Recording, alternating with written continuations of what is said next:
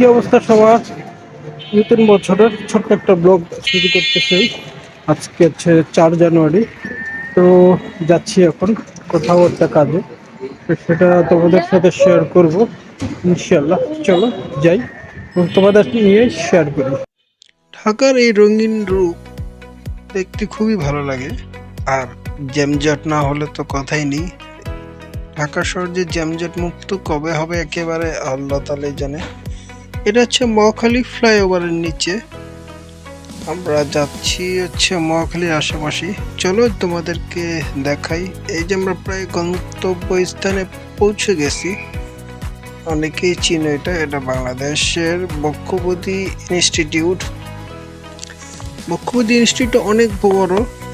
তো ভিতরে ঢুকতেছিলাম, আমরা যাচ্ছিলাম গন্তব্যস্থানে যেখানে আমাদের যাওয়ার কথা ছিল বক্ষপতির ভিতরে, সেইখানে। তো বক্ষবিধি নিয়ে ছোট্ট একটা ভিডিও আসবে ইনশাল্লাহ। চেষ্টা করব কত বড় রাস্তাঘাটগুলো এবং এরিয়াটা একটু দেখানো তোমাদের সাথে। তো আজকে যে কাজে গেছি সেইটা নিয়ে আলোচনা করি। চলো যাই। বক্ষবিধির দুই পাশে অনেক দোকান আছে যা প্রয়োজনীয় জিনিসপত্র কিনতে পারবেন রোগীদের।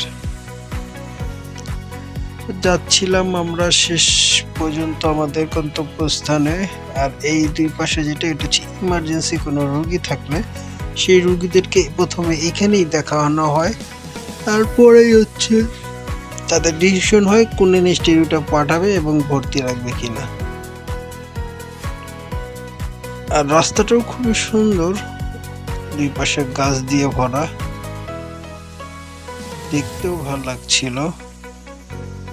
এসে পড়লাম প্রায় আমাদের গন্তব্যস্থান। এখন কাজের সময়। কি কাজ বলতো? এই যে রক্তদান কর্মসূচি। চলে এলাম রক্ত দিতে। এই যে আমার ব্যাগও রেডি, আমিও রেডি। এই যে ব্যাগে এখন ব্লাড দিব। সবাই দোয়া করো। আমার এক বড় ভাইয়ের জন্য ব্লাড দিচ্ছিলাম, আর এই ভাইকে আমার বন্ধু ভিডিও করতেছিল। তো সবাই দোয়া করো বড় ভাইয়ের ব্লাডটা যেন সহি সালামত তার কাজে লাগে। সে খুবই অসুস্থ, আজকেই তার অপারেশন, সেই জন্য। ঠিক আছে গাইস, এই দেখো বক্ষপতির ভিতরের অংশগুলো একটু দেখো, ইমার্জেন্সি অংশগুলোতে তোমাদের সাথে দেখানোর জন্যই এই অফিসিয়াল সাইটগুলোকে একটু ঘুরে গেলাম।